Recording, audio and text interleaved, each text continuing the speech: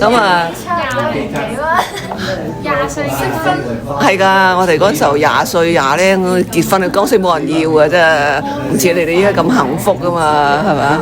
咁啊，結咗婚梗係自己家庭㗎啦，咁樣，咁就其實我都搬到好多個地方住嘅，所以你話stay 一個 area 住咧，我就好似冇乜㗎喎。係，你唔記得12點鐘有響炮嘅咩？即係講佢好細個嗰陣時候喺銅鑼灣。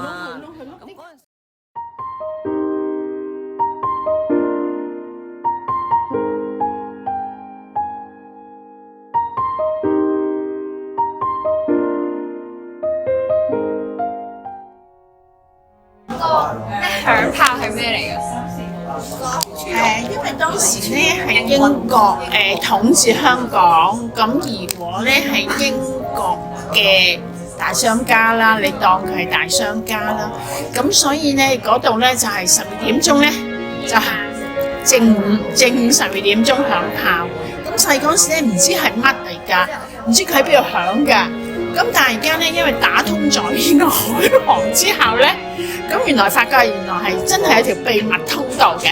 就喺個酒店嗰度捐過去上去嘅，所以嗰陣時咧，你出去之後咧，哇！我就未去過啦。嗰陣時話避風塘炒蟹咧，就係嗰度啦。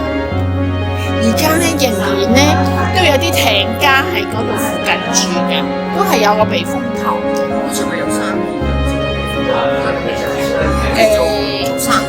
其實而家咧，我唔知而家咧，其實有陣時咧，佢都有一啲船咧，唔知係咪叫做哇啦哇啦咧？當年我細嗰陣時，哇啦哇啦咧，所謂就打風嘅時候咧，冇船噶嘛，啲人翻唔到屋企就坐哇啦哇啦噶啦，咁樣嘅。咁而家咧，因為有陣時咧，我都係因為填咗嗰時候咧，哇，原來就係咁啦。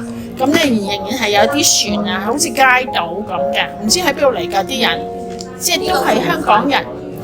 咁佢哋咧就唔知喺邊度咁喺度上岸，咁啊佢乜嘢嘢㗎嚇，所以仍然都係有嘅，好似好變黃啊嘛，好似個旅行咁滯嘅。